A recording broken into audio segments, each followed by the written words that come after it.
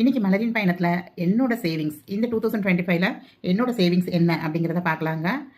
நான் எப்படி பட்ஜெட் போடுறேன், நான் வந்து எப்படி சேமிக்கிறேன் அப்படிங்கிறதெல்லாமே வந்து உங்களுக்கு ஒரு மோட்டிவேஷனாக இருக்கும் அப்படிங்கிறதுக்காக தாங்க இதை ஷேர் பண்ணுறேன். சேவிங்ஸை வந்து ரெண்டாக பிரிச்சிருக்கேங்க நான். ஷார்ட் டேர்ம் இன்வெஸ்ட்மெண்ட் அப்படிங்கிறது ஒன்று, லாங் டேர்ம் இன்வெஸ்ட்மெண்ட் அப்படிங்கிறது ஒன்றுங்க. இந்த ஷார்ட் டேர்ம் இன்வெஸ்ட்மெண்ட் அப்படிங்கிறது என்ன அப்படின்னா ஒரு வருஷத்துக்குள்ள நான் சேமிக்கிறது, 6 மாதத்துலேருந்து 1 வருஷம் அந்த மாதிரி சேர்க்கறது. லாங் டேர்ம் அப்படிங்கிறது வந்து மினிமம் 3 வருஷம் அதுக்கு மேலே சேர்க்கறதுலாம் லாங் டேர்ம் இன்வெஸ்ட்மெண்ட் அப்படிங்கிற மாதிரிங்க. ஸோ இந்த 1 இயர் இன்வெஸ்ட்மெண்ட்டில் மெயினாக என்னெல்லாம் கவர் ஆகும் அப்படின்னு பார்த்தீங்கன்னா, எனக்கு 2 பசங்க இருக்காங்க. 2 பேருக்கும் வந்து ஸ்கூல் ஃபீஸ் வந்து கட்ட வேண்டியது இருக்கும் நமக்கு. ஸோ அதுக்கு வந்து ஒரு ஆர்டி போட்டு வருவேன். அதுக்கப்புறம் கோல்டு வந்து வருஷத்துக்கு மினிமம் ஒரு 3 சவரன் அப்படிங்கிறத டார்கெட்டாக ஃபிக்ஸ் பண்ணியிருக்கேன் நான். அதனால் அந்த டார்கெட் அச்சீவ் பண்ணுறதுக்காகவும் கோல்டு வந்து சேர்த்துட்டு தான் வருவேங்க நான்.